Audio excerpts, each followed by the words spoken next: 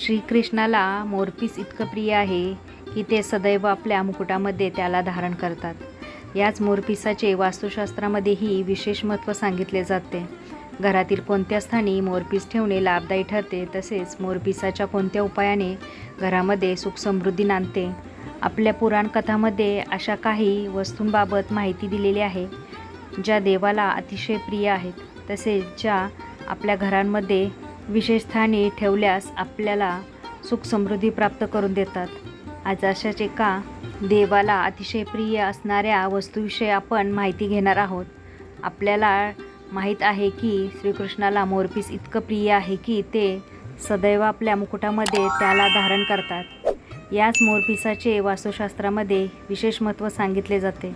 घरातील कोणत्या स्थानी मोरपीस ठेवणे लाभदायी ठरते, तसेच मोरपिसाच्या कोणत्या उपायाने घरामध्ये सुख समृद्धी नांदते, आज आपण सगळं जाणून घेणार आहोत.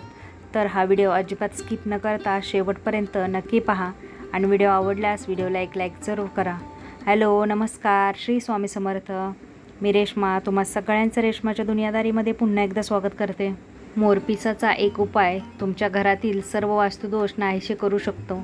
सोमवारच्या दिवशी छोट्या आकाराचे 8 मोरपीस घ्या व ते व्यवस्थित एकत्र बांधा. मग ते हातामध्ये धरून ओम सोमाय नमः या मंत्राचा जप करा. असे केल्यास तुमच्या घरातील सर्व वास्तुदोष नाहीसे होतील. नंतर या मोरपिसांना तुमच्या घराच्या उत्तर किंवा पूर्व दिशेला एखाद्या कोपऱ्यात अशा प्रकारे लावा की येणाऱ्या जाणाऱ्या सर्व व्यक्तींना ते दिसेल. मोरपिसाचा पंखा आपल्या देवघरात जरूर ठेवावा. नियमित पूजा झाल्यानंतर या पंखाने देवाला हवा घालावी. ईश्वरचरणी लीन होऊन केलेली या पूजेच्या उपायामुळे तुमच्या मनातील सर्व मनोकामना पूर्ण होतील आणि आयुष्यात कशाचीही कमतरता जाणवणार नाही. जर तुम्ही शनीच्या कोपामुळे चिंतित असाल तर शनिवारी हा उपाय केल्यास नक्की आराम मिळेल. शनिवारी काळ्या धाग्यामध्ये 3 मोरपीस बांधा. 5 अखंड सुपाऱ्या घेऊन त्यावर पाणी शिंपडा. ओम शनीश्वराय नमः या मंत्राचा जप करा. असे केल्यास तुमच्यावरील शनीची वक्रदृष्टी नाहीशी होईल. जर बऱ्याच काळापासून घरामध्ये तुम्हाला आर्थिक चणचण जाणवत असेल व कित्येकदा प्रयत्न करूनही तुमच्या हातात पैसा टिकत नसेल, तर तुम्ही हा उपाय नक्की करायला हवा. आपले पैसे ठेवण्याच्या जागी नेहमी 3 मोरपंख नक्की ठेवा.